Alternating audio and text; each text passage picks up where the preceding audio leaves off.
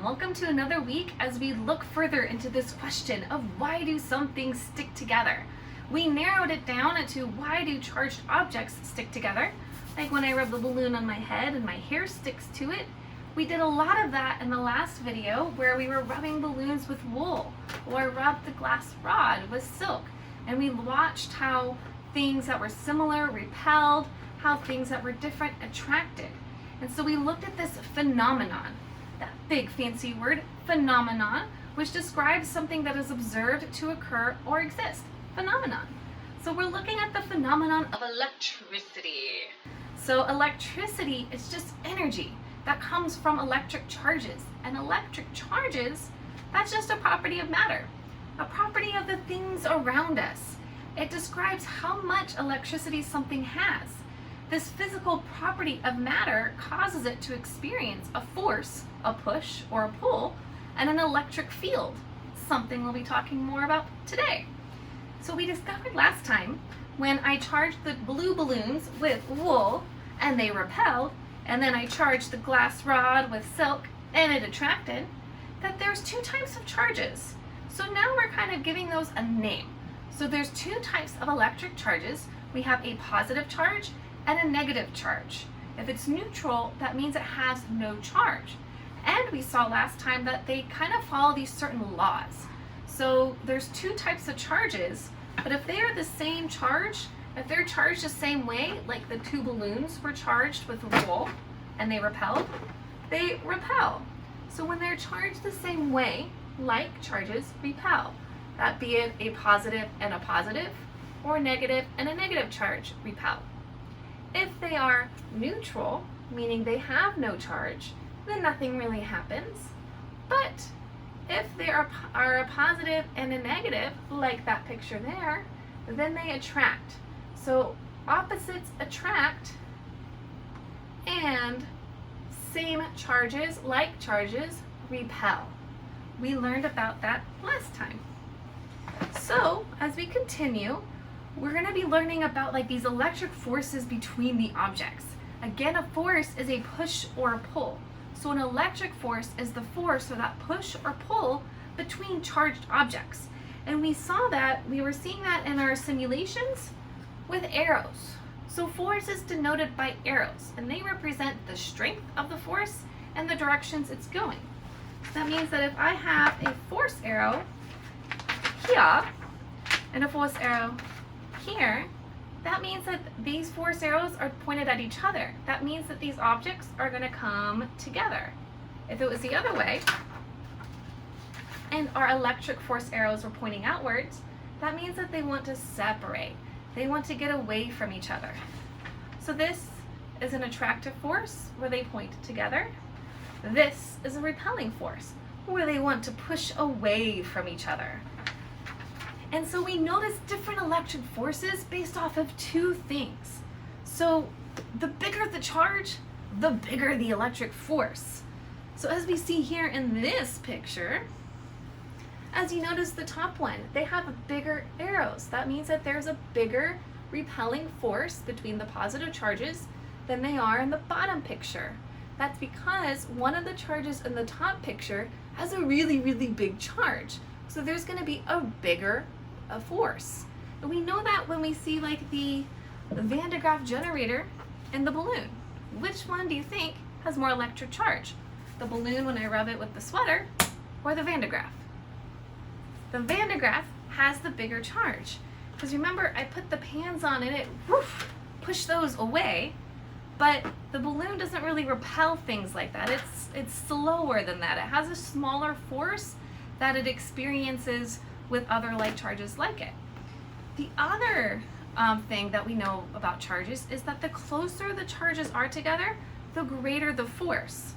So that means that when charged objects are closer together, like this picture that I'm bringing up, so this picture at the top shows charged objects closer together, while the bottom one shows that they're further apart. As you can tell in the bottom one, when they're farther apart, that electric force arrow is smaller, but when they're closer, it's bigger.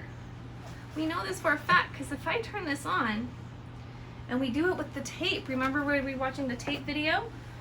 we can see that there is an experience between the electric forces that changes based on the distance. So let's fire this sucker.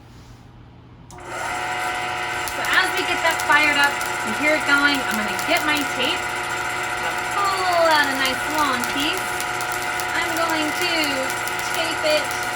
As you can see, as I charge, it's sticking to me. I'm going to tape it the best I can to this wooden dowel. And then, as you notice, we're right here. Our distance is fairly far apart from each other, and our tape is not affected. And then as I get closer and closer, you can see that the closer the charges are, the greater the force. And the closer these charged objects are coming, the greater the force that we're even experiencing. Now these forces are repelling. So remember, if they're repelling, what kind of charges are they? Like charges, right? So far away, it's staying pretty flat. It's not being very much effective. And then as we get closer, the force gets bigger and stronger. And no matter which way I go around the Van de Graaff, the tape does not want to be near it at all. So it's like, let's turn that off. It's like there's a force field around the Van de Graaff generator. So before we talk about that, let's just reiterate. Remember, the bigger the charge, the bigger the electric force. The closer the charges are together, the greater the force. So now as we notice, when I move this tape all around the Van de Graaff, no matter where it went, it was always pushing up. And now that wasn't wind. Because do you see my hair blowing? It wasn't wind. It was because there is some kind of force field around it. And that force field is called an electric field. And so the electric field is this region around charged objects like the Van de Graaff, even to the light charge, oops, it's stuck. Ooh. Even to the light charge of the tape, even though it didn't have a very strong charge compared to the Van de Graaff, it still had a small electric field around it. All charged objects do. And so it's this region around a charged object in which an electric force is exerted on another charged object. So that was between the Van de Graaff and the tape in this instance. The electric field of a charged object, it pushes or pulls another charged object based off that other object's charge. So those two were repelling, so that means that they had the same charge. And if you noticed, did these two need to be, I know it's all kind of messed up, but did these need to be touching for there to be a force? No, they did not need to be touching at all whatsoever. And so when we represent these electric field arrows, because as we notice, I don't see an electric field. Do you? Do you see anything around this little globe? No. So we represent it in drawings. And one way we can represent it is through, let me show you this first, is through like the green arrows. The green triangles in our simulation, right? They were showing the electric field. We can also show it with arrows like this, and they're all around the charges because the electric field is all around electric charges. Now they have a certain direction. So electric fields, they show how strong it is and they show the direction. So for positives, we say that the electric field points away because it's a positive charge. It's happy. So it extends out. The arrows point out. Where for the negative charge, they point inward. Think of it as being sad. So it needs a lot of attention. So the negative is sad, and so the arrows point to it to comfort it. So positive, the electric field points away. The negative, the arrows point in for the electric field. The reason for this is because what do opposite charges do? They attract. So opposite charges attract, and this is able to be shown through electric fields. As you notice, they kind of connect together. Almost looks like an alien. And so the electric field lines go from one object to another. But if we had the same charge, if we had two like charges, because they repel, then they kind of don't want to touch each other. If you notice, the electric field lines don't even want to touch each other because the positive charges, the electric field lines, they point out. So there's nowhere for those lines to go to because they don't want to go to another electric charge, electrically positive charged. So like see here, the positive will come out and it will go to the negative because the negative wants the electric field charges to go in, the electric field arrows to go in, sorry. So that is the electric field, and it's all around it. So how did these things become charged? How do we charge the Van de Graaff? How do we charge the balloons? How did these become charged when I'm on top of this? So before we really look into that, what kind of charges are these? So are these the same charges that power up our technologies? Is our refrigerator running because we rub balloons together and rub it on the fridge? Is my iPad working because I rub a balloon on it and it's charged? No, those are different types of charges. So this type of charge, when they become charged, it stays. The electricity stays. This is called static electricity. That comes from the Latin word stasis, which means stays. Static electricity stays. So the electricity we see that's built up in the balloon, that gets built up in the dome of the Van de Graaff, the electricity stays there. So these are called static electricity. This is different than the electricity that, like, say, runs through the wires to charge our technology or to light our lights and turn things on. That electricity moves like in a current. So it's called current electricity. So current electricity powers the lights in our house. Static electricity is like when we do that and charge up and build up a charge with the balloon or build up a charge with the Van de Graaff. So how do these static electricities happen? How do they get built up? How do these objects become charged? Well, what am I doing to charge it right now? What am I doing? I'm rubbing them together. When I rub things together like this is called friction. Friction is how I charge it, by just simply rubbing two objects together. Friction is electricity that's transferred from rubbing. That's it. But what about the pie pans? So remember I had this, and I just kind of do that. Let's balance it. Make sure that it's steady. And I turn it on.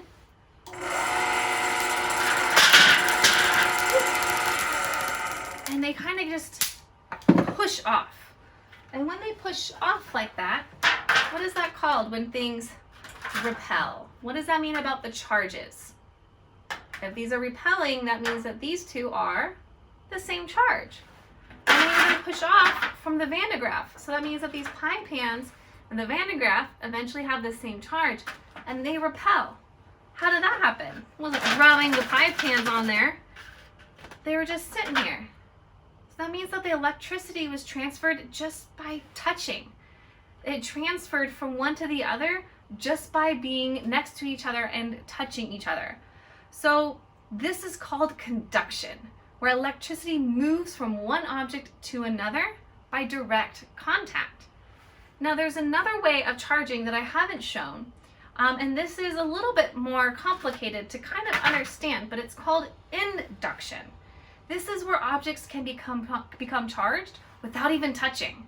This happens when the electric field from one object, so like the electric field, say from the Van de Graaff, is so strong that it affects the charges of objects around it and changes their charge without even touching. So that's what induction is. It's able to charge an object just by being near it. That's kind of cool. So as you noticed, when I am doing my conduction with the pie pans, I'm using aluminum, and this here is made of aluminum. These are all metals. The electricity can still get transferred if I'm holding it, like see here. Ugh. If this was stronger, my hair would stand up, but it's not that strong. But I'm not getting electrocuted. But there is some charge that's moving to my arm. Not as much or not enough that it would with the pie pans. Because the pie pans, unlike me, are made of aluminum, made of metal. And metal are what we call conductors. They allow for the flow of electricity very easily. They really allow that electricity to flow. And so aluminum is a really good source of is a really good conductor, sorry, I should say. The best being is silver.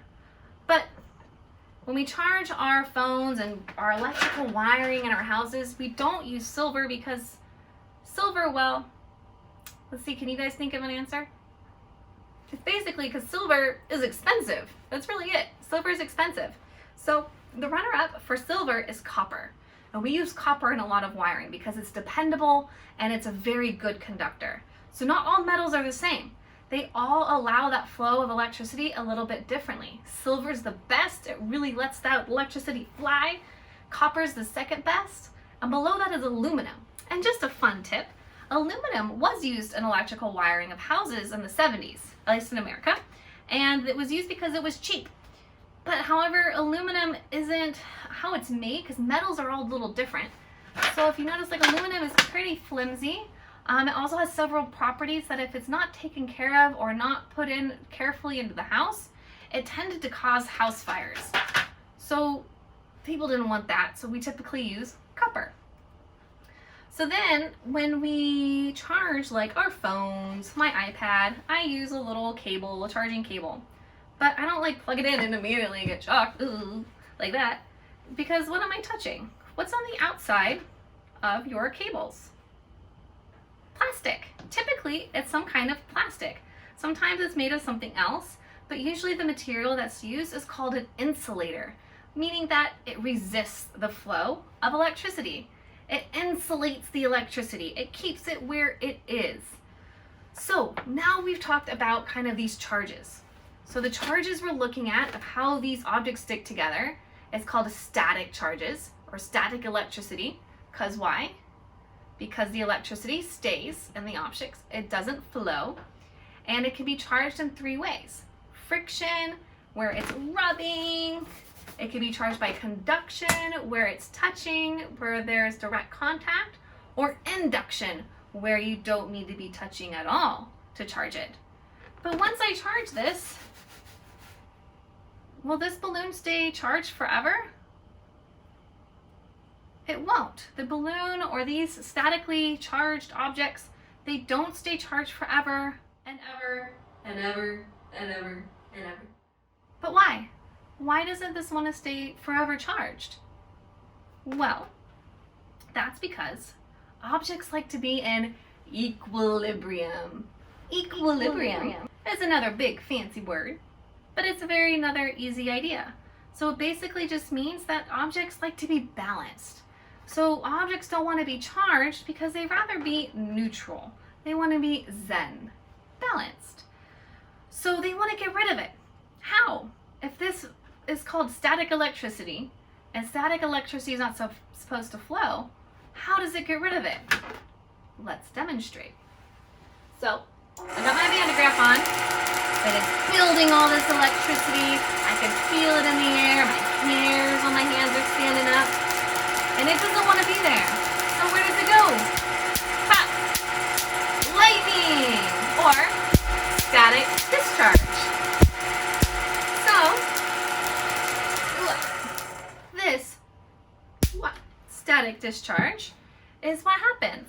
So these statically charged objects, the static electricity releases its energy through discharging it, releasing it in this big like lightning bolt that happens.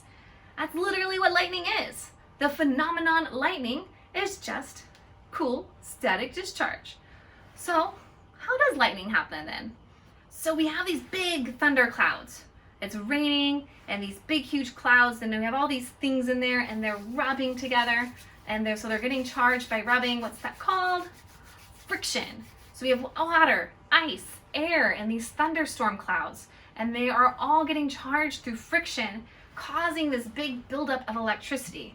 So what ends up happening is kind of like this, where the top of the clouds tend to get more positively charged and the bottom gets negatively charged. Now let's remember, do like charges want to be next to each other? Do like charges repel or attract? They repel. So when we have all this negative charge down at the bottom, and all of these negative charges don't want to be near each other, then zap, zap, zap, lightning happens. because it wants to get away. It wants to come down, and so the only way it can come down is down to earth and strike the ground. Typically, it'll strike the first thing that it can really touch, and that would be tall buildings or tall trees. That's why that if you are ever out in a thunderstorm, you don't want to be in an open field, because then you're going to be the tallest person in that field, the tallest thing in that field, and lightning's going to like you. Luckily, most people survive when they get hit by lightning, but I'm pretty sure that you don't want to experience it. So you also don't want to be around an open field around like one tall building, because then the lightning will be attracted to that, and then you can still kind of might accidentally get electrocuted by being close to it, because it's such a big, powerful charge. But if there's a lot of other buildings in the area, then you should be fine, because they have what's called lightning poles. And so lightning rods, lightning poles, are these things that stick up from buildings, like that. Now, does this picture look familiar? It should. This is the city of Los Angeles, LA. So this building here that I'm showing you is called the Wilshire Grand Building, or the Wilshire Grand Center. And it's the tallest building in Los Angeles.